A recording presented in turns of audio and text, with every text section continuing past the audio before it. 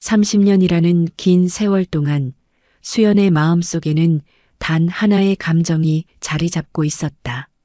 복수심이었다.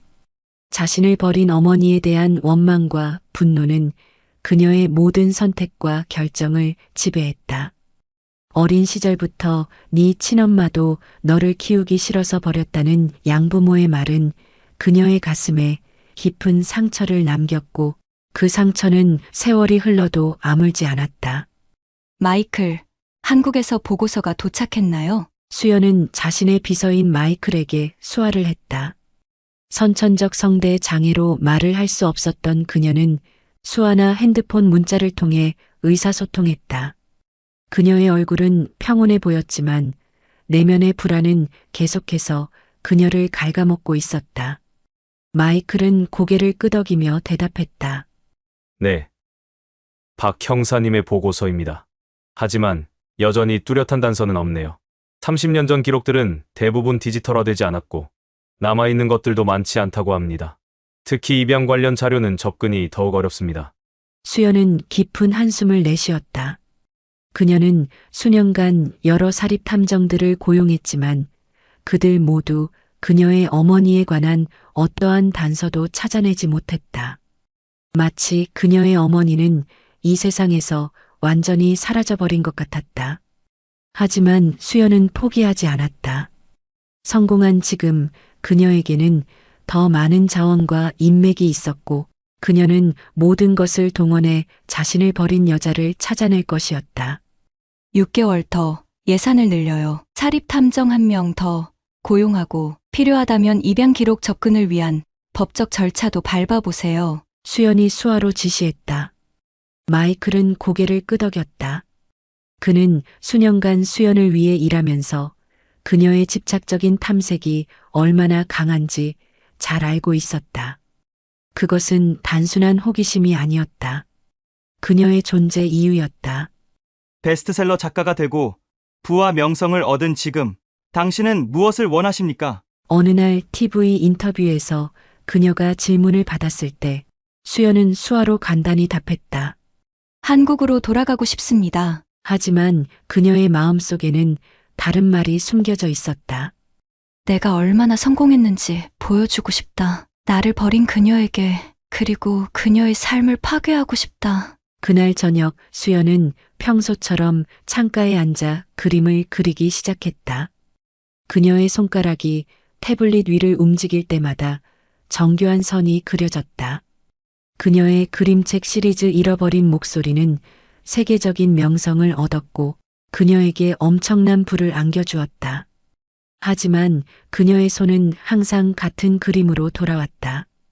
비오는 놀이터와 한 여성의 뒷모습, 얼굴은 없었다.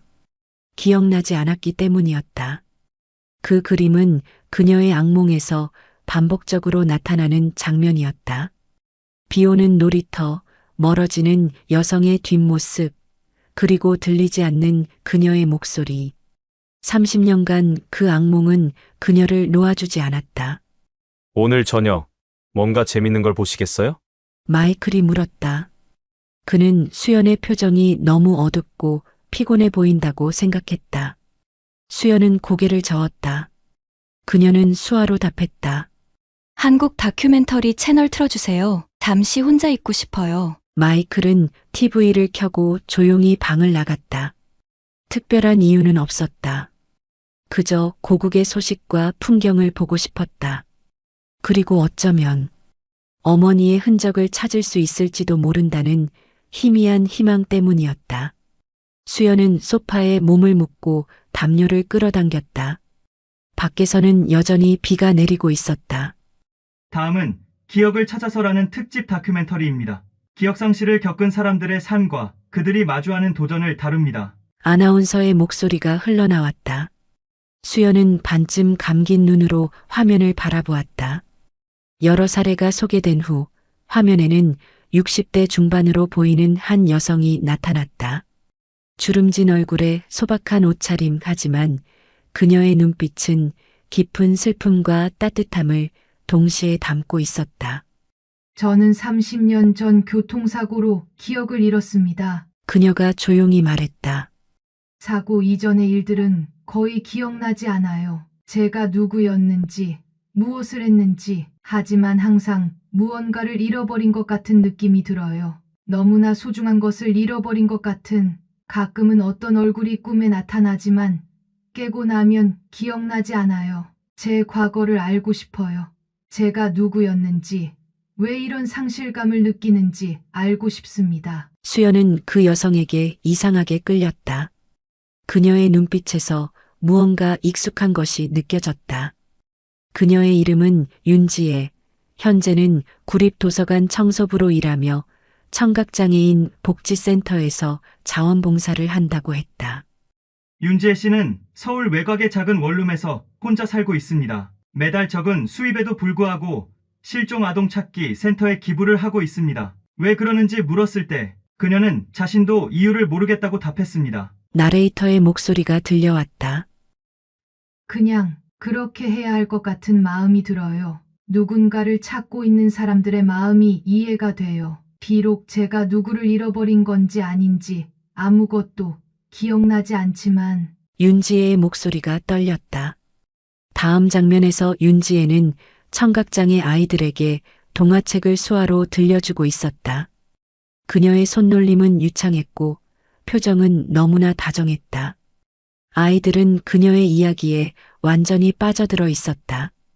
윤지혜 씨는 자신이 왜 수화를 할 수 있는지 기억하지 못하지만 전문가급 실력을 보유하고 있습니다. 특히 말을 못하는 아이들에게 특별한 애정을 보이고 있고 아이들은 그녀를 지혜 엄마라고 부릅니다. 의사들은 그녀의 수화 능력이 신체적 기억으로 남아있는 것으로 추측합니다. 수연의 심장이 갑자기 빠르게 뛰기 시작했다. 화면을 일시 정지시켰다. 윤지혜가 사랑이라는 단어를 표현하는 방식이 일반적인 수화와 달랐다. 그것은 완전히 특별한 동작이었다. 그리고 그 동작은 수연이 어릴 적 기억하는 특별한 수화 동작과 정확히 일치했다. 그 특별한 사랑의 표현 방식은 교과서에 없는 누군가 특별히 만든 것이었다. 저 수아, 수연은 숨을 가쁘게 내쉬었고 손이 떨리기 시작했다. 그녀는 자신도 모르게 동일한 동작으로 사랑이라는 단어를 수화로 따라했다. 그것은 마치 몸이 기억하는 동작이었다. 어린 시절 누군가가 그녀에게 가르쳐준 특별한 표현이었다. 그녀는 떨리는 손으로 핸드폰 문자를 보냈다. 마이클에게 보내는 문자였다. 그녀의 손가락은 너무 떨려서 제대로 타이핑하기 어려웠다. 지금 당장 한국행 비행기를 예약해주세요. 가장 빠른 편으로. 마이클은 문자를 본 후 곧바로 수연의 방에 들어왔고 수연의 얼굴에 나타난 변화를 보고 놀랐다. 그녀의 얼굴은 창백했고 눈은 충혈되어 있었다. 마치 유령을 본 사람 같았다. 무슨 일이 있었습니까? 그가 걱정스럽게 물었다. 수연은 화면을 가리켰다. 윤지혜의 모습이 클로즈업 되어 있었다. 수연은 마이크를 보며 급한 손짓으로 수화를 하기 시작했다. 지금 당장 한국행 비행기를 예약해주세요. 가장 빠른 편으로. 그리고 박 형사에게 연락해서 이 여성에 관한 모든 정보를 수집하라고 하세요. 이 여성이 누구입니까? 마이클이 물었다. 수연은 잠시 침묵했다. 그녀의 눈에서는 복잡한 감정이 읽혔다. 분노, 혼란, 그리고 어쩌면 희망이라고 해야 할까요? 어쩌면 내 어머니일지도 모르겠어요. 마이클은 더 이상 질문하지 않고 서둘러 대답했다. 네. 바로 알아보겠습니다. 아마도 내일 오전 비행기로 출발할 수 있을 겁니다. 마이클은 즉시 박 형사에게 메시지를 보냈다. 윤지혜라는 여성을 조사해 주세요. 60대 중반, 서울 외곽에 거주, 구립도서관 청소부이자 청각장애인, 복지센터 자원봉사자. 그녀에 관한 모든 것을 하나도 빠짐없이 알아내야 합니다. 특히 30년 전 그녀의 기억상실 사고에 관한 정보, 그녀의 집, 일상 루틴, 인간관계, 모든 것을 조사하세요. 곧 수연 씨와 한국에 도착할 예정입니다. 그때 만나서 브리핑 받겠습니다. 수연은 그날 밤 거의 잠을 이루지 못했다. 그녀는 계속해서 다큐멘터리의 장면들을 다시 보았다. 특히 윤지혜의 수화 동작들을 자세히 관찰했다. 그것은 분명했다. 그녀만의 특별한 표현 방식이었다. 표준 수화와는 다른 그녀만의 언어였다. 다음 날 아침 수연은 이미 한국행 비행기 안에 앉아 있었다. 창밖으로 구름을 바라보며 그녀는 30년 동안 계획했던 복수의 순간이 드디어 가까워졌다고 생각했다. 그녀는 자신의 성공을 보여주고 자신을 버린 어머니의 삶을 파괴할 계획이었다. 마이클이 준비한 서류 가방에는 수연의 모든 성공과 재산을 증명하는 자료들이 들어 있었다. 베스트셀러 작가, 억만장자, 자선사업가. 그녀는 모든 것을 가지고 있었다. 그녀를 버린 여자에게 자신이 얼마나 성공했는지 보여주기에 충분했다. 하지만 그녀는 이 여정이 그녀가 상상했던 것과는 전혀 다른 방향으로 흘러갈 것이라는 사실을 알지 못했다. 비행기 좌석에 앉아 창밖을 바라보던 서연의 기억은 30년 전으로 거슬러 올라갔다. 그녀가 처음 미국 땅을 밟던 날 공항에 마중 나온 로버트와 캐롤의 얼굴이 선명했다. 화려한 정장을 입고 완벽한 미소를 짓고 있던 그들의 표정은 집에 도착하자마자 차갑게 변했다. 5살이었던 서연은 어린 나이에 이미 예감했다. 이 집에서 진정한 사랑을 찾을 수 없을 것이라는 것을. 왜 말 못하는 아이를 데려온 거야? 난 분명 건강한 아이를 원한다고 했어. 첫날 밤 서연은 로버트의 분노에 찬 목소리를 들었다. 말 못하는 아이니까 우리가 데려와야죠. 그래야 우리가 더 따뜻한 가정으로 보이지 않겠어요? 입양한다고 할 때는 신경도 안 쓰더니 이제 와서 왜 이래요? 그리고 이제 와서 어떻게 돌려보내요? 캐롤이 대답했다. 서연은 말을 할 수 없었지만 모든 것을 이해했다.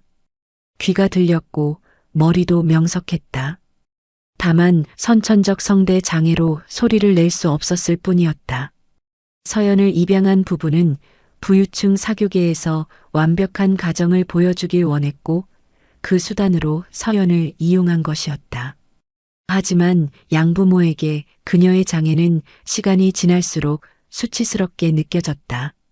로버트와 캐롤은 친구들이나 사업 파트너들이 집에 오면 서연을 다락방에 가두었다. 손님이 오시니까 위층에 있어라. 내려오지 마. 캐롤은 항상 그렇게 말했다. 서연은 작은 다락방 창문으로 환하게 빛나는 저택과 웃음소리를 들었다. 그녀는 그 안에 없는 존재였다. 학교 생활은 더 가혹했다. 말 못하는 차이니즈라는 별명이 그녀를 따라다녔다. 아이들은 서연을 둘러싸고 놀렸다. 그녀는 수화로 대답하려 했지만 아무도 그것을 이해하지 못했다. 그저 이상한 손짓으로 취급될 뿐이었다. 양부모는 그녀에게 수화 통역사를 제공하지 않았다. 그런 것에 돈 쓸 필요 없어. 네가 알아서 적응해. 로버트는 차갑게 말했다. 서연은 작은 노트에 글을 써서 의사소통했지만 그것마저도 선생님들은 번거롭게 여겼다. 10살이 되던 해 서연은 우연히 학교 도서관에서 위안을 찾았다. 그곳에서 그녀는 글쓰기와 그림에 놀라운 재능이 있음을 발견했다. 말이 없는 그녀에게 종이와 펜은 자유롭게 표현할 수 있는 유일한 도구였다. 그녀는 이야기를 쓰고 그림을 그리며 내면의 세계에 몰입했다. 하지만 이상하게도 그녀가 그리는 그림에는 항상 같은 장면이 등장했다. 비 오는 놀이터와 한 여성의 뒷모습. 그녀는 그 여성의 얼굴을 그리려 했지만 아무리 노력해도 떠올릴 수 없었다. 그 얼굴은 그녀의 기억 속에서 지워져 있었다. 그녀는 자신이 왜 놀이터를 그리는지, 한 여성의 뒷모습을 그리려는지 알 수 없었다. 무언가 자신이 겪은 일을 그리는 것 같다고는 생각했지만 그날의 기억은 떠오르지 않았다. 이게 뭐니? 어느 날 그림을 발견한 캐롤이 물었다. 서연은 노트에 썼다. 제 꿈에 나오는 장소예요. 매일 밤 꾸는 꿈이에요. 비 오는 놀이터에서 어떤 여자가 저를 두고 가요. 캐롤은 비웃었다. 네 친엄마겠지. 너를 버리고 간 여자. 네가 말 못한다는 걸 알고 버렸을 거야. 그 말은 서연의 가슴에 깊은 상처를 남겼다. 그리고 양부모는 기회가 있을 때마다 그 상처를 후벼 팠다. 네 친엄마도 너를 키우기 싫어서 버렸다. 넌 태어날 때부터 문제가 있는 아이였다. 우리가 자선심에 너를 데려온 거다. 서연은 그 말을 계속 듣게 되며 그게 사실이라고 믿게 되었다. 자신은 말을 할 수 없어서 버려진 아이, 아무도 원하지 않는 아이라고. 그 신념은 그녀의 가슴 깊숙이 뿌리를 내렸다. 악몽은 계속되었다. 10년, 20년, 30년.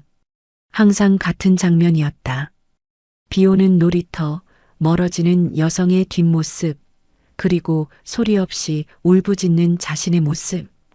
그녀는 매번 식은땀을 흘리며 깨어났다. 18살이 되자 서연은 더 이상 그 집에 머물 수 없었다. 대학 진학을 앞두고 그녀는 집을 나왔다. 캐롤과 로버트는 그저 어깨를 으쓱했다.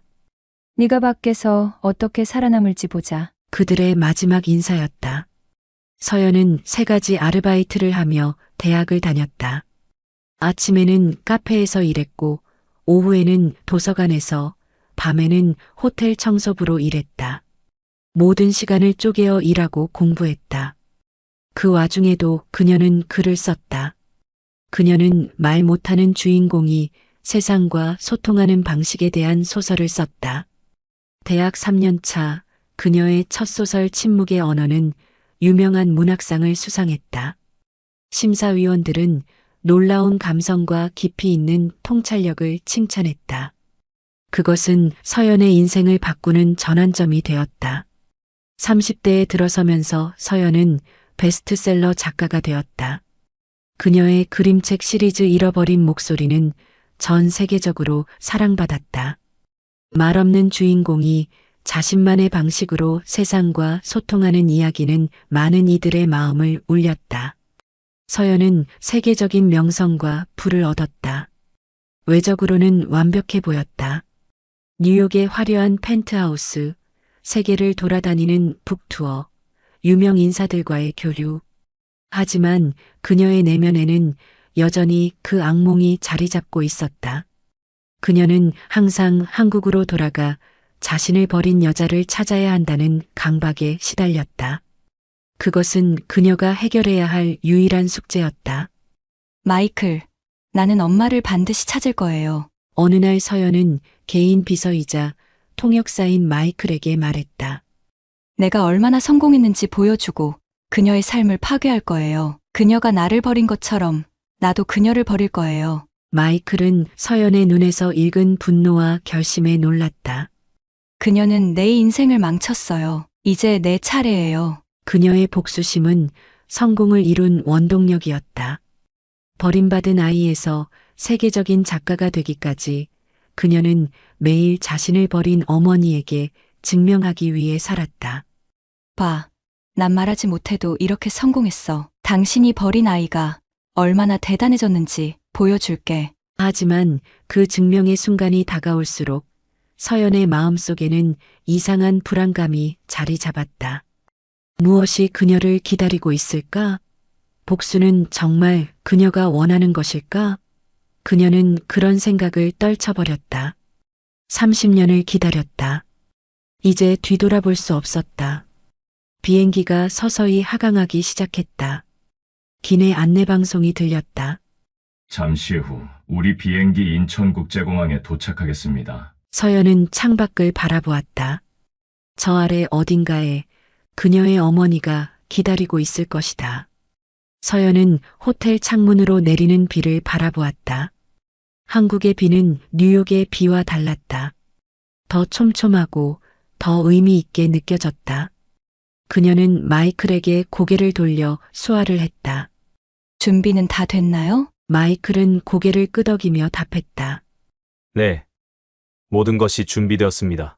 박 형사가 보낸 윤지에 관한 모든 정보가 이 파일에 있습니다. 그리고 청각장애인 복지센터 이사장과의 미팅도 오후 3시로 확정되었습니다. 서연은 파일을 열어 다시 한번 내용을 살펴보았다. 윤지혜, 65세, 서울 외곽 원룸 거주, 구립도서관 청소부, 청각장애인 복지센터 자원봉사자. 30년 전 교통사고로 기억상실. 그 이전의 기록은 거의 없었다. 다만 사고 당시 병원 기록에는 심한 우울증과 불안 증세가 있었다는 기록이 있었다. 이사장에게는 기부 조건을 분명히 전달했나요? 서연이 물었다. 네. 세계적인 작가 엠마가 1억 원을 기부하는 조건으로 윤지혜 씨와의 만남을 요청했다고 전달했습니다. 엠마는 서연의 미국 이름이자 활동명이었다. 서연은 잠시 생각에 잠겼다. 그녀는 윤지혜를 직접 만나 자신의 어머니인지 확인해야 했다. 그리고 만약 그렇다면 그녀는 30년간 계획했던 복수를 실행할 것이었다. 오후 3시 서연과 마이클은 청각장애인 복지센터를 방문했다. 현관에는 세계적인 작가 엠마 방문이라는 팻말이 붙어 있었다. 이사장은 문 앞에서 그들을 맞이했다. 정말 영광입니다, 엠마님. 이사장이 허리를 굽혀 인사했다.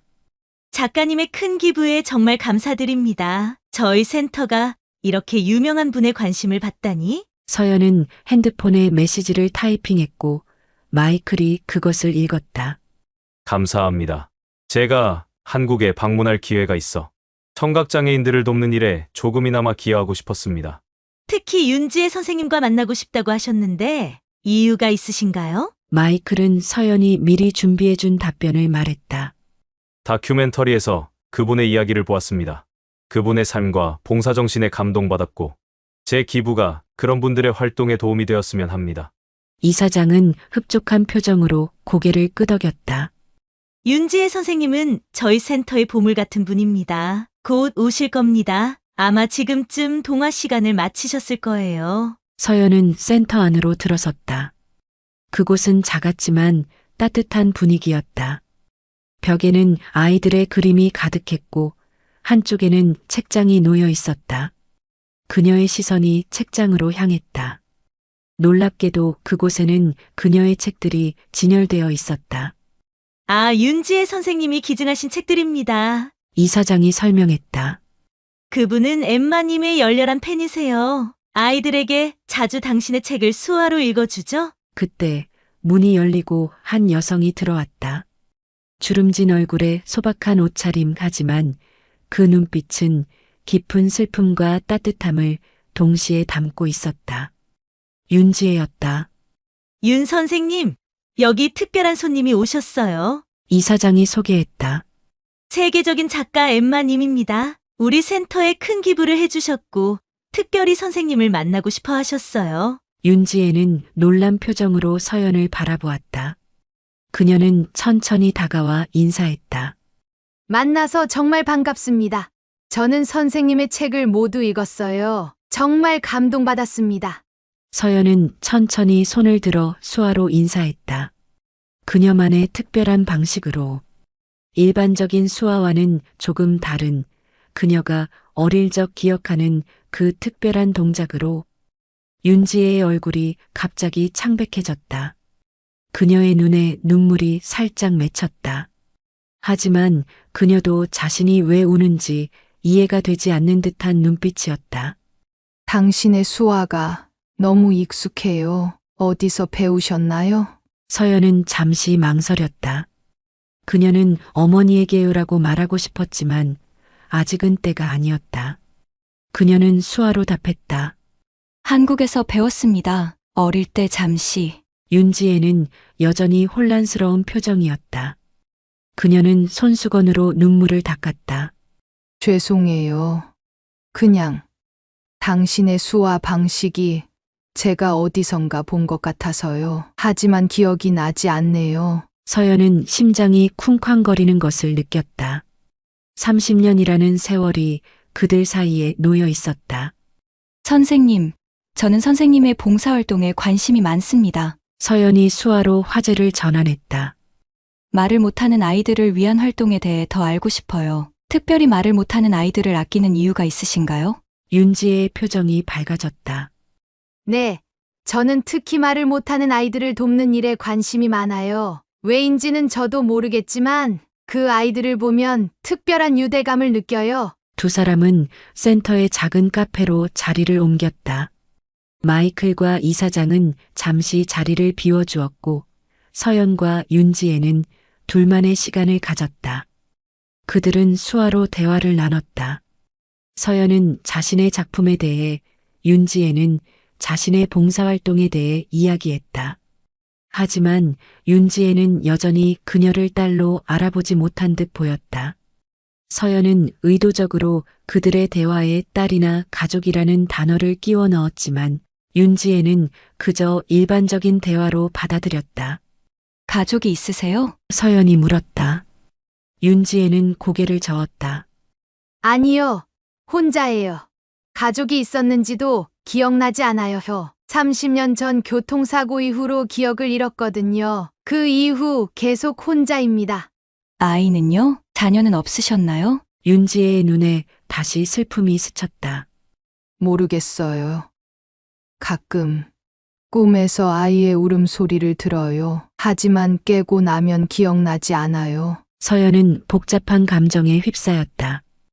분노와 복수심, 그리고 이상하게도 연민. 윤지혜가 정말 그녀의 어머니라면 그녀는 기억조차 없는 사람에게 어떻게 복수할 수 있을까? 선생님의 봉사활동을 직접 볼 수 있을까요? 서연이 물었다. 아이들과 어떻게 소통하는지 궁금합니다. 윤지혜는 밝게 미소 지었다. 물론이죠.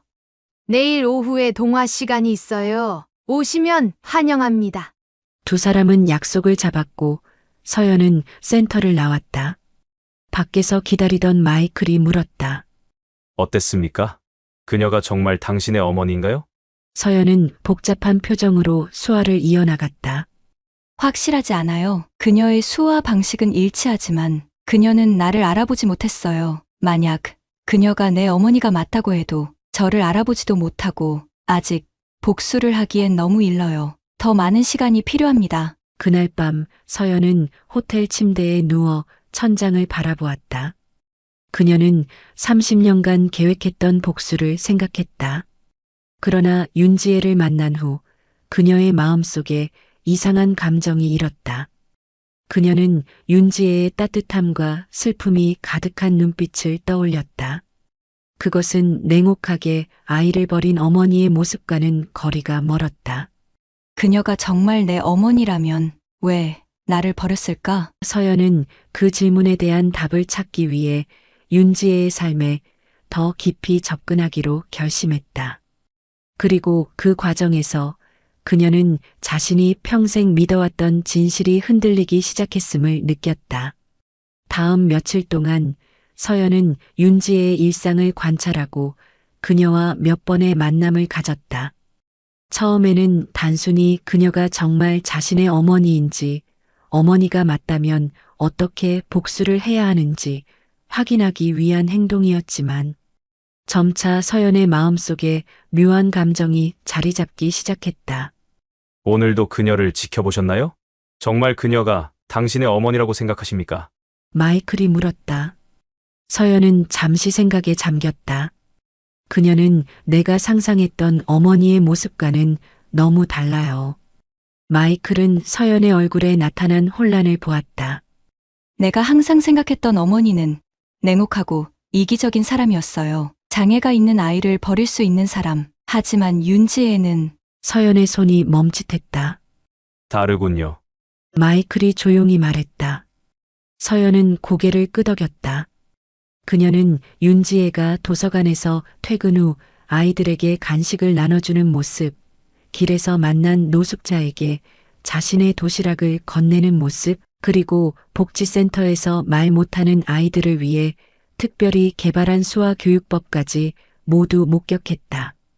윤지혜는 물질적으로는 가난했지만 마음은 따뜻했다. 그것은 서연이 30년간 상상해온 자신을 버린 여자의 모습과는 전혀 달랐다. 서연은 윤지혜가 자신의 어머니가 맞다면 자신을 왜 버렸는지 그 진실을 알고 싶어졌다. 어느 날 서연이 갑자기 윤지혜에게 물었다. 선생님의 집에 한번 초대해 주실 수 있을까요? 제 다음 책에 영감을 얻고 싶어요. 윤지혜는 잠시 놀란 듯했지만 곧 미소를 지었다. 물론이죠.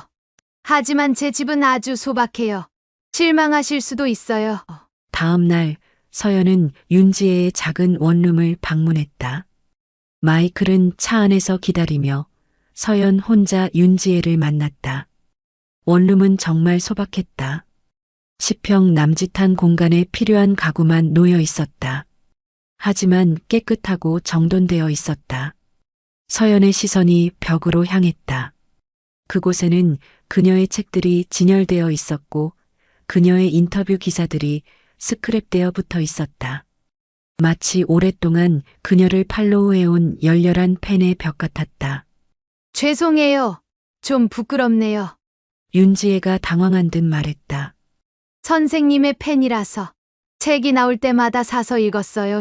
그래서 선생님이 제 방에 온 것도 꿈만 같아요. 서연은 더 가까이 다가가 벽을 살펴보았다.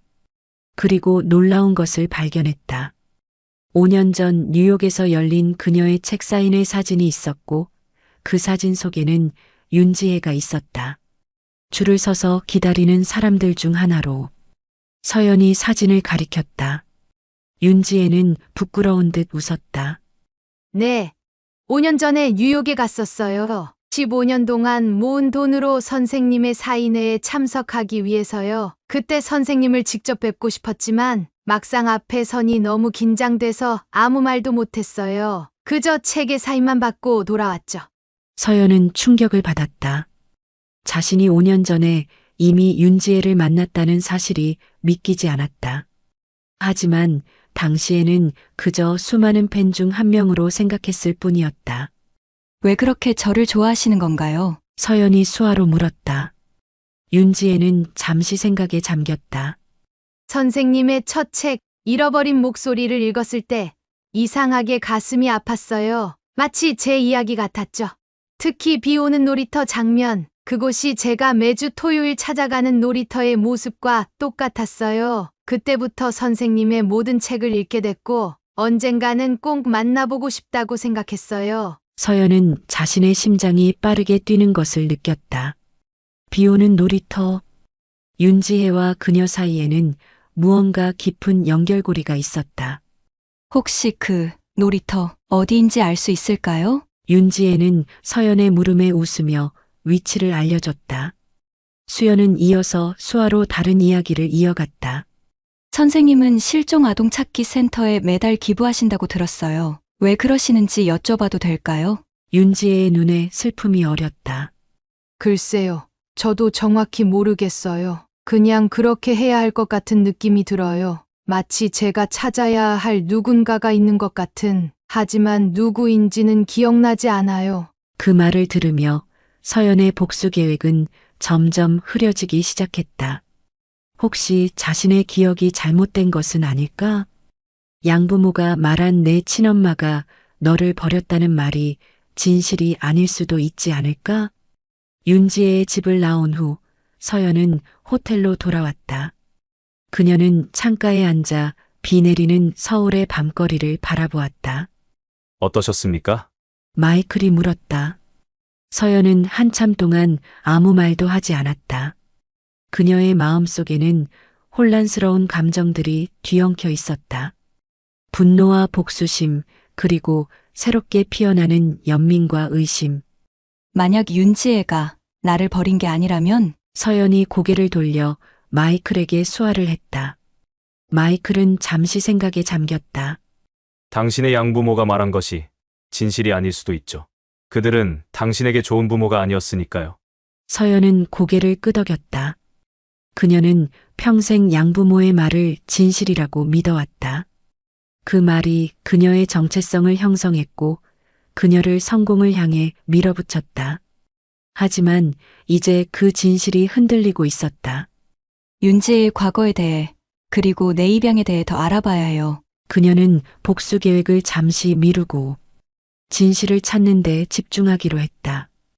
어느 비 오는 토요일 서연은 윤지혜가 자주 간다는 놀이터를 가기 위해 호텔을 나섰다. 택시를 타고 서울 외곽의 오래된 주택가로 향했다. 택시에서 내린 그녀는 잠시 주변을 살폈다. 낡은 아파트들과 작은 상점들이 즐비한 평범한 동네였다. 그녀는 지도 앱을 확인하며 놀이터를 찾아 걸었다. 몇 분 후 서연은 작은 놀이터를 발견했다. 낡은 미끄럼틀, 녹슨 그네, 그리고 모래밭. 눈에 띄게 화려하거나 특별한 것은 없었지만 서연의 심장은 갑자기 빠르게 뛰기 시작했다.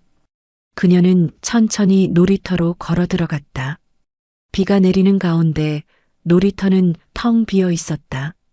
서연은 벤치에 앉았다. 그곳에서 바라본 놀이터의 풍경이 너무나 익숙했다. 그녀가 30년간 악몽에서 보아왔던 그 장소와 정확히 일치했다. 미끄럼틀의 위치, 그네의 각도, 벤치에서 바라본 시야. 모든 것이 일치했다. 그녀는 자신의 태블릿을 꺼내 그동안 그렸던 놀이터 그림들을 하나씩 확인했다. 그리고 눈앞의 실제 놀이터와 비교했다. 의심의 여지가 없었다. 그것은 정확히 같은 장소였다. 어떻게 이런 일이... 서연은 놀라움을 감출 수 없었다. 그녀는 자신이 한 번도 방문한 적 없는 이 놀이터를 어떻게 30년간 그려올 수 있었을까? 만약 그녀의 기억이 맞다면 이곳은 그녀가 한국에서 겪은 마지막 기억의 장소였다. 하지만 그 기억은 너무 희미했고 단편적이었다. 비가 점점 더 세차게 내리기 시작했다. 서연은 벤치에 앉아 기다렸다. 윤지혜가 오길 기다리며 그녀는 30년 전의 기억을 떠올리려 노력했다. 비 오는 날, 놀이터, 여성의 뒷모습. 하지만 더 이상의 세부 사항은 떠오르지 않았다. 2시간이 지났을 무렵 한 여성이 우산을 쓰고 놀이터로 걸어 들어왔다. 윤지혜였다. 서연은 벤치 뒤로 몸을 숨겼다. 그녀는 윤지혜가 어떤 행동을 하는지 지켜보고 싶었다. 윤지혜는 천천히 놀이터를 둘러보았다. 그리고 서연이 앉아있던 바로 그 벤치로 다가가 앉았다. 그녀는 우산을 접고 가방에서 작은 스케치북을 꺼냈다. 그리고 연필로 놀이터의 풍경을 그리기 시작했다. 서연은 숨을 죽이고 지켜보았다. 윤지혜의 손놀림은 천천히 하지만 확신에 차 있었다. 마치 수천 번 그려왔던 그림을 그리는 것처럼. 그리고 완성된 그림은 서연이 30년간 그려온 바로 그 비오는 놀이터의 모습이었다. 윤지혜는 그림을 완성한 후 잠시 그것을 바라보았다. 그리고 작은 한숨을 내쉬었다. 그녀의 눈에서 눈물이 흘러내렸다. 그녀는 스케치북을 덮고 벤치에 그대로 앉아 비를 맞으며 놀이터를 바라보았다. 서연도 그 모습을 바라보며 눈물을 흘렸다. 이유는 모르겠지만 저 놀이터 벤치에 앉아 있는 윤지혜가 자신의 어머니라는 확신이 들어서였다. 서연은 더 이상 숨어 있고 싶지 않았다. 그녀는 일어서 천천히 윤지혜를 바라보며 걷기 시작했다. 그 순간 윤지혜는 놀란 표정으로 그녀를 바라보았다. 그녀의 눈에는 아직도 눈물이 고여 있었다. 서연의 심장이 빠르게 뛰었다. 그리고 그녀는 용기를 내어 특별한 수화 동작을 만들었다. 그것은 엄마라는 단어였다. 하지만 일반적인 수화가 아니었다. 그것은 오직 그녀와 윤지혜만이 알고 있는 특별한 방식의 수화였다.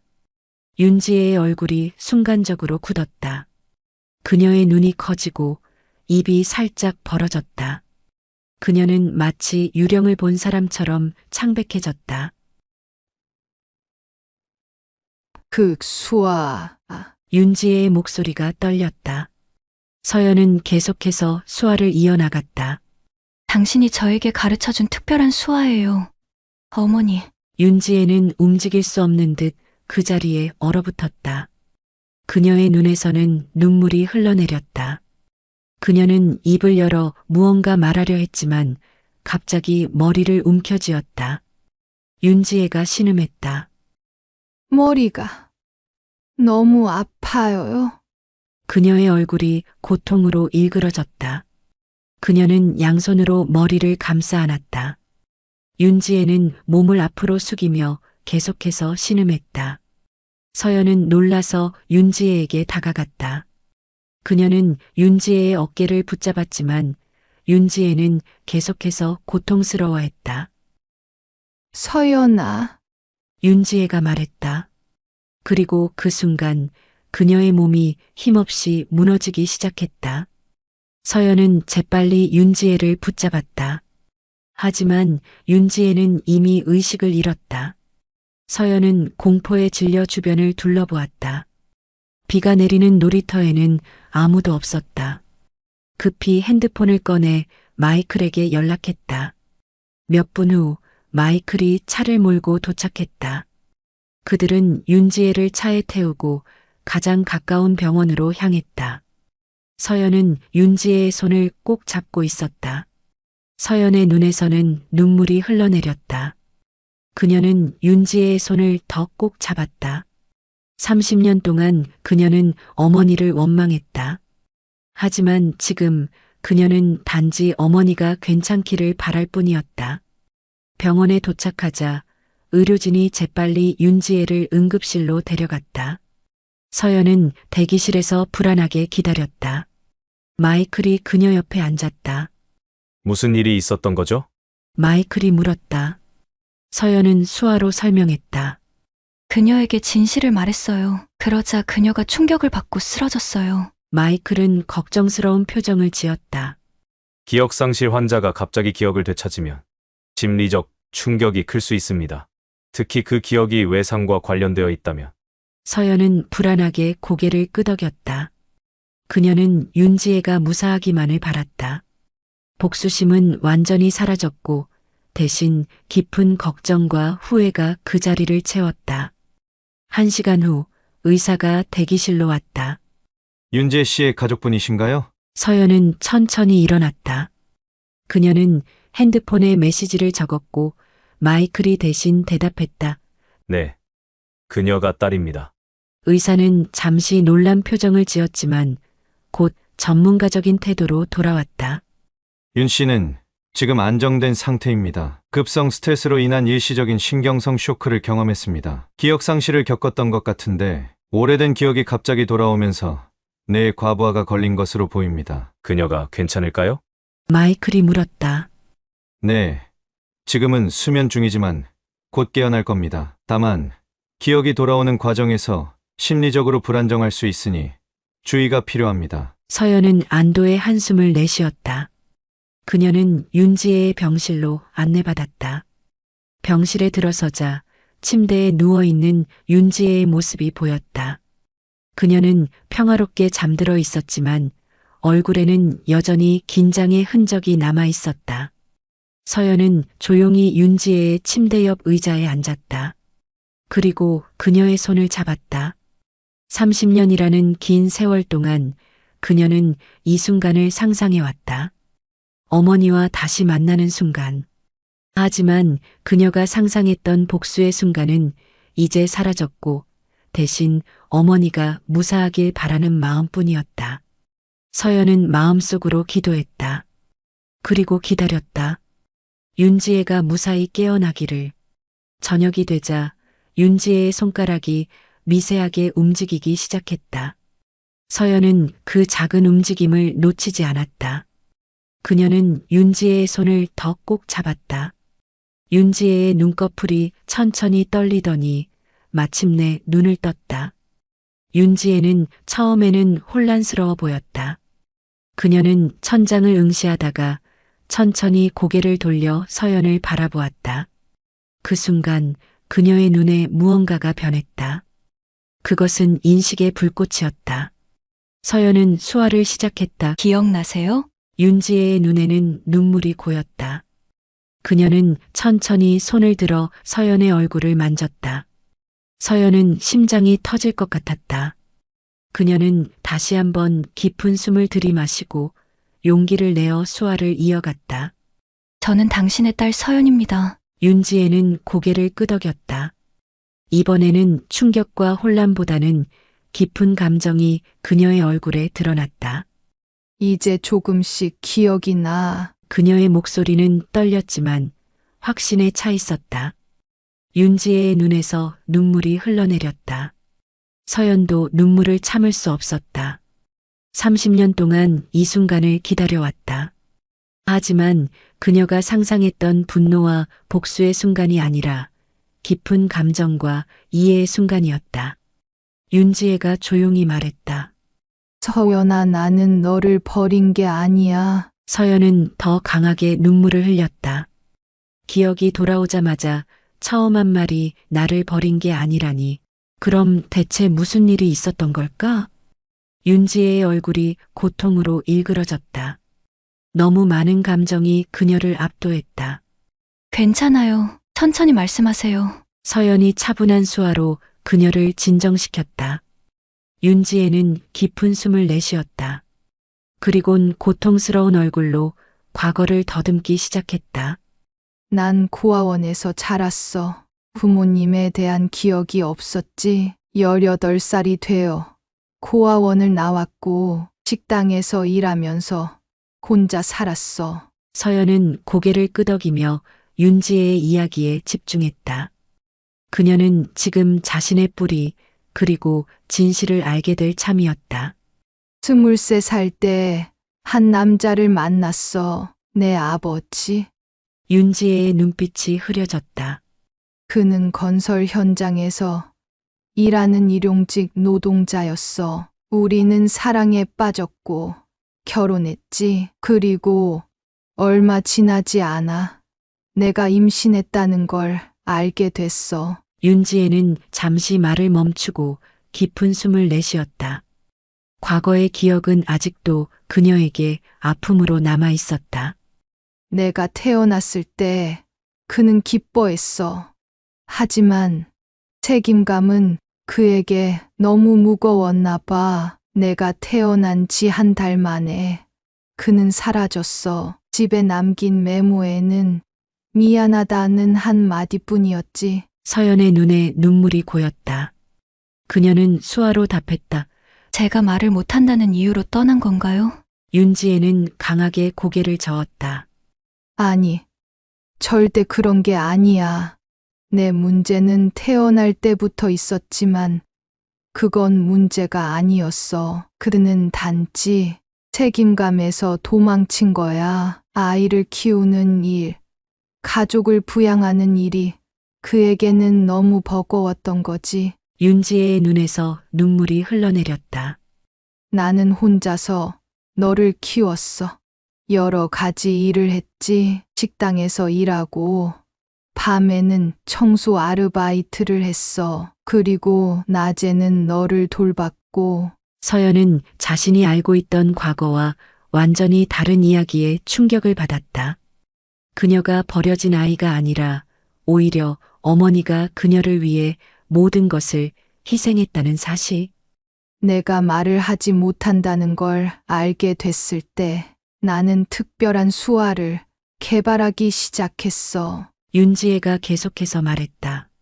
표준 수화를 배우면서 동시에 우리만의 특별한 표현들을 만들었지. 특히 사랑해, 엄마, 내 딸 같은 단어들은 우리만의 방식으로 표현했어. 서연은 어릴 적 기억의 파편들이 떠오르는 것을 느꼈다. 어머니와 함께 수화를 연습하던 순간들, 웃음소리, 따뜻한 포옹. 그리고 그날이 왔어. 윤지혜의 목소리가 떨렸다. 비 오는 토요일, 너는 5살이었어. 우리는 집 근처 놀이터에 갔지. 내가 그네를 타고 싶다고 했거든. 윤지혜는 잠시 말을 멈추고 눈을 감았다. 그 기억은 너무나 선명했고 동시에 고통스러웠다.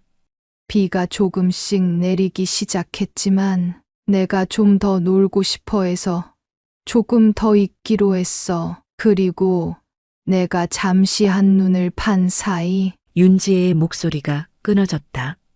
검은 차가 왔고 두 명의 남자가 놀이터로 들어왔어. 내가 돌아보니 그들이 너를 데리고 차로 뛰어가고 있었어. 윤지혜의 얼굴이 고통으로 일그러졌다. 나는 소리를 지르며 뛰어갔지만 그들은 너를 차에 태우고 달아났어. 너는 울면서 내 이름을 불렀지만 소리가 나오지 않았어. 내 입 모양만으로 엄마라고 부르는 걸 볼 수 있었어. 서연은 충격에 빠졌다. 그녀는 유괴되었던 것이다. 버려진 것이 아니라. 그리고 그 기억이 너무 충격적이어서 그녀의 어린 마음에서 지워진 것이었다. 나는 즉시 경찰에 신고했어. 하지만 그들은 별로 도움이 되지 않았어. 대부분의 유괴는 몸값을 요구하기 위한 것이니 기다려보자는 말뿐이었지. 윤지혜는 씁쓸하게 웃었다. 그리고 정말로 그날 밤 전화가 왔어. 그들은 5천만 원을 요구했지. 내게는 너무나 큰 금액이었지만 나는 모든 것을 팔았어. 우리의 작은 집, 가지고 있던 모든 물건들, 친구들에게 빌리고 심지어 사채까지 썼어. 서연의 눈에서는 눈물이 흘러내렸다. 윤지혜가 그녀를 찾기 위해 모든 것을 포기했다는 사실이 가슴 아팠다. 돈을 준비하는데 일주일이 걸렸어. 그들이 지정한 장소에 돈을 가져갔지만 윤지혜의 목소리가 떨렸다. 아무도 나타나지 않았어. 나중에 알게 된 사실이지만 그들은 이미 너를 미국 입양 브로커에게 넘긴 상태였어. 서연은 자신의 입양 과정이 이렇게 불법적인 것이었다는 사실에 더욱 충격을 받았다. 그녀의 양부모는 알고 있었을까? 아니면 그들도 속았던 것일까? 경찰은 계속해서 수사가 진행 중이라고 했지만 나는 느꼈어. 그들이 포기하고 있다는 걸. 윤지혜의 눈빛이 흐려졌다. 나는 혼자서 너를 찾기 시작했어. 거리마다 내 사진을 붙이고 사람들에게 물어보고 가능한 모든 곳을 찾아다녔어. 윤지혜는 깊은 한숨을 내쉬었다. 그러다가 어느 날 밤 비가 많이 내렸어. 나는 누군가가 너를 봤다는 제보를 받고 서둘러 그곳으로 향했지. 그때 사고가 났어. 차가 미끄러져서 전봇대에 부딪혔어. 그 후의 일은 잘 기억나지 않아. 병원에서 깨어났을 때 나는 내 이름도 과거도 기억하지 못했어. 의사들은 심한 외상과 극심한 스트레스로 인한 기억 상실이라고 했지. 그때 나는 가진 게 없었어. 너를 구하기 위해 집, 전 재산을 팔았어. 그래서 그날 이후 새로운 곳에서 새로운 인생을 살아가게 됐어.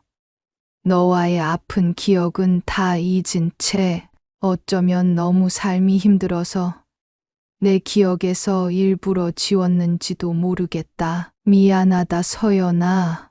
엄마가 너무 미안해. 서연은 윤지혜의 이야기를 들으며 자신의 기억 조각들도 맞춰나가기 시작했다. 그녀가 기억하는 비오는 놀이터, 멀어지는 어머니의 뒷모습. 그것은 어머니가 그녀를 버린 장면이 아니라 그녀가 유괴되는 순간이었다. 하지만 내 몸은 기억하고 있었나 봐. 윤지혜가 작은 목소리로 말했다. 매주 토요일 그 놀이터에 가는 것, 너를 위해 만든 특별한 수화 동작들, 실종 아동 센터에 기부하는 거, 내 영혼은 계속해서 너를 찾고 있었던 거야. 서연도 자신의 몸이 기억하고 있었다는 것을 깨달았다. 그녀가 그림 속에 계속해서 그려왔던 비오는 놀이터와 여성의 뒷모습, 그것은 그녀의 트라우마가 만들어낸 왜곡된 기억이었다. 두 사람은 잠시 침묵 속에 잠겼다. 30년간의 오해와 상처, 그리고 이제 막 밝혀진 진실. 그것은 너무나 많은 감정을 불러일으켰다. 내가 다시 기억을 되찾기 시작한 건 놀이터에서 내가 그 특별한 수아로 엄마라고 불렀을 때부터야. 윤지혜가 마침내 말했다. 내가 정말 내 딸이라는 걸 확신해. 서연은 눈물로 가득 찬 눈으로 고개를 끄덕였다. 그녀도 이제 확신했다. 윤지혜는 그녀의 어머니였고 결코 그녀를 버린 적이 없었다. 오히려 그녀를 찾기 위해 모든 것을 희생했던 어머니였다. 병실에는 잠시 침묵이 흘렀다. 오직 창밖에 내리는 빗소리와 병실 기계의 규칙적인 소리만이 들렸다. 저는 서연이 천천히 수화를 시작했다. 그녀의 손가락이 떨렸다. 저는 당신이 저를 버렸다고 평생 믿었어요. 윤지혜의 눈에서 눈물이 흘러내렸다. 제 양부모는 제가 버려졌다고 말했어요. 그들은 제게 네 친엄마도 너를 키우기 싫어서 버렸다고 반복해서 말했어요. 윤지혜는 고통스러운 표정을 지었다. 그건 사실이 아니야. 나는 내가 세상에서 가장 소중한 존재였어. 윤지혜는 수화로 서연에게 말했다. 너는 내 가장 소중한 보물이었어. 서연의 눈에서도 눈물이 흘러내렸다. 갑자기 유년 시절의 기억이 물밀듯이 밀려왔다. 따뜻한 품에 안겨있던 기억, 윤지혜와 함께 웃던 순간들, 그리고 그들만의 특별한 수화로 대화하던 시간들. 기억해요. 서연이 수화로 말했다. 우리가 함께 그림을 그렸던 것. 엄마가 저에게 동화책을 읽어주던 것. 비 오는 날 우산을 쓰고 놀이터에 갔던 것. 그들의 대화는 계속되었다. 윤지혜의 기억이 점점 더 선명해지면서 그녀는 서연의 유년 시절에 대한 이야기들을 들려주었다.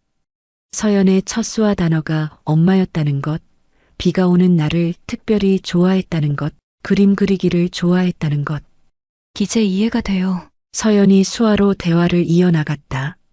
제가 왜 항상 비 오는 놀이터를 그렸는지, 왜 항상 그 악몽을 꾸었는지. 윤지혜는 고개를 끄덕였다.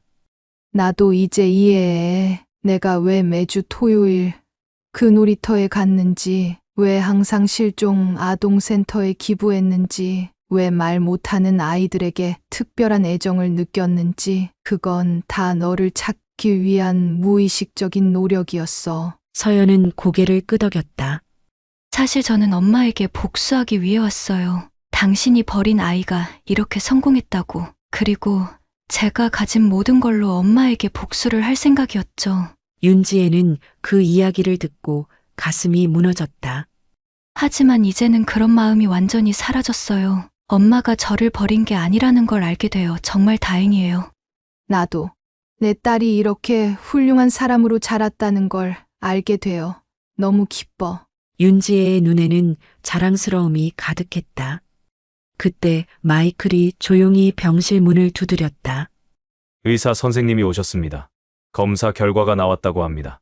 의사는 미소를 지으며 들어왔다. 검사 결과 특별한 이상은 없습니다. 다만 기억이 돌아오는 과정에서 일시적인 신경성 쇼크를 경험한 것으로 보입니다. 하루 정도 더 관찰한 후 퇴원하셔도 될 것 같습니다. 서연과 윤지혜는 안도의 한숨을 내쉬었다.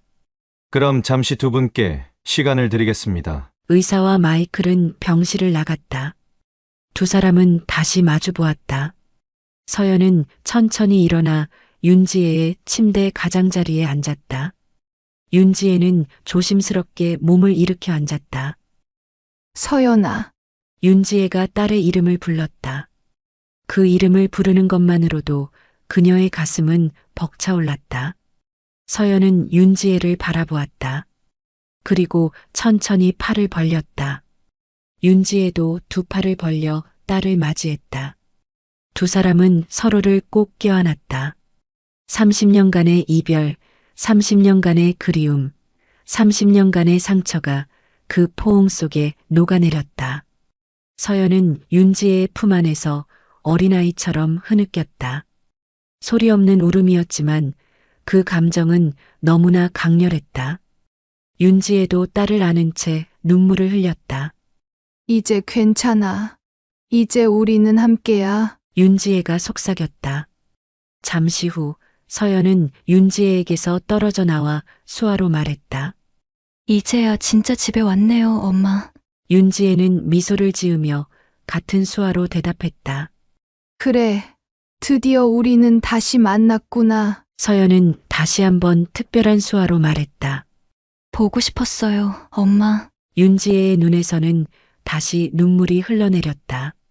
나도 너를 보고 싶었어. 내 딸. 창밖에는 여전히 비가 내리고 있었다. 하지만 이제 그 비는 더 이상 슬픔과 상실의 상징이 아니었다. 그것은 새로운 시작, 그리고 오랫동안 기다려온 재회의 축복이었다. 서연과 윤지혜는 30년의 세월을 뛰어넘어 마침내 서로를 찾았다. 1년 후 서울의 화창한 봄날이었다. 한강이 내려다 보이는 서연의 아파트에는 따스한 햇살이 가득했다. 넓은 거실에는 대형 유리창을 통해 도시의 전경이 한눈에 들어왔고 벽면에는 그녀의 작품들과 수상 기록들이 장식되어 있었다. 오늘도 센터에 가세요? 서연이 주방에서 차를 마시고 있는 윤지혜에게 수화로 물었다. 윤지혜는 미소를 지으며 고개를 끄덕였다. 응. 오늘은 새로운 아이들이 오는 날이야. 처음 수화를 배우는 부모님들도 함께 오실 거야. 서연은 어머니를 바라보며 미소를 지었다. 1년 전 그녀는 미국에서의 삶을 정리하고 한국으로 돌아왔다. 서울에 새 집을 마련하고 윤지혜와 함께 살기 시작했다. 처음에는 그녀가 어머니를 호화로운 집으로 모시려 했지만 윤지혜는 자신의 일상을 유지하기를 원했다. 매일 아침 버스를 타고 청각장애인 복지센터로 향했고 그곳에서 자원봉사를 계속했다. 그녀에게 그 일은 단순한 봉사가 아니라 삶의 의미였다. 차 한 잔 더 하시겠어요? 서연이 물었다. 고마워. 하지만 이제 가봐야 해. 윤지혜가 대답했다. 오늘 내 책 사인회도 있잖아. 준비는 다 됐어? 서연은 고개를 끄덕였다. 오늘은 그녀의 새 책 침묵 속의 목소리, 한국어판 출간, 기념 사인회가 있는 날이었다. 이 책은 그녀의 실제 경험을 바탕으로 쓴 자전적 이야기로 전 세계적으로 큰 반향을 일으키며 그녀의 가장 성공적인 작품이 되었다. 책에는 그녀의 유년 시절, 유괴 사건, 입양 생활, 그리고 30년 만에 어머니와 재회하는 감동적인 이야기가 담겨 있었다. 마이클이 곧 차로 데리러 올 거예요. 마이클은 여전히 그녀의 통역사이자 비서로 일했고 한국에서의 새로운 삶에 적응하는 그녀를 도왔다. 그래. 나도 준비해야겠다. 윤지혜는 부엌을 정리하고 자신의 방으로 향했다. 서연은 창밖을 바라보았다. 한국에서의 새로운 삶은 그녀에게 많은 변화를 가져왔다. 그녀는 더 이상 복수심에 휩싸인 차가운 여성이 아니었다. 어머니와의 재회 이후 그녀는 내면의 평화를 찾았고 자신의 재능과 영향력을 더 의미 있는 일에 사용하기로 결심했다. 그녀와 윤지혜는 함께 서연재단을 설립했다. 이 재단은 실종 아동을 찾고 특히 장애를 가진 아동들을 지원하는 일에 초점을 맞추었다. 그들은 불법 입양의 문제점을 알리고 유괴 피해 가족들을 지원하며 장애를 가진 아이들이 더 나은 교육과 기회를 얻을 수 있도록 다양한 프로그램을 운영했다. 서연은 윤지혜에게 수화로 이야기했다. 오늘 사인회 끝나고 놀이터에 가보는 건 어떨까요? 윤지혜의 눈이 빛났다. 좋은 생각이네. 오늘은 비도 온대. 비 오는 놀이터는 더 이상 그들에게 슬픔과 상실의 장소가 아니었다. 이제 그곳은 새로운 시작의 상징이 되었다. 그들은 종종 그곳을 찾아가 함께 시간을 보냈다. 사인회는 대성공이었다. 수많은 팬들이 서연의 새 책을 들고 줄을 서서 기다렸고 특히 많은 장애인들과 그들의 가족들이 찾아와 감사의 마음을 전했다. 서연의 이야기는 많은 사람들에게 희망과 용기를 주었다. 사인회가 끝난 후 서연과 윤지혜는 그 특별한 놀이터로 향했다. 예보대로 비가 내리기 시작했다. 두 사람은 함께 우산을 쓰고 놀이터 벤치에 앉았다. 서연은 스케치북을 꺼내 그림을 그리기 시작했다.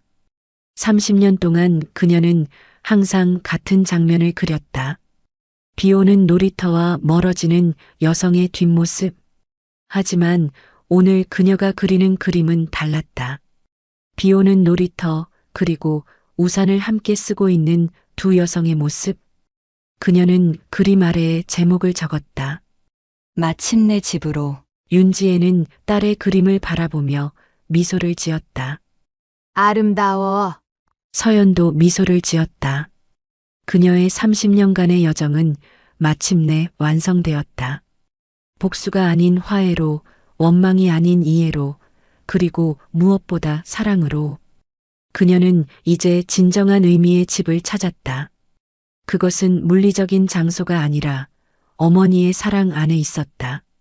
30년의 세월을 뛰어넘어 그들의 사랑은 더욱 강하게 빛났다. 비는 계속 내렸지만 그들의 마음 속에는 따스한 햇살이 가득했다. 서연과 윤지혜는 함께 미래를 바라보았다. 그들의 이야기는 많은 상처와 아픔을 겪었지만 결국은 희망과 사랑의 이야기였다. 그들은 마침내 함께 집으로 돌아왔다.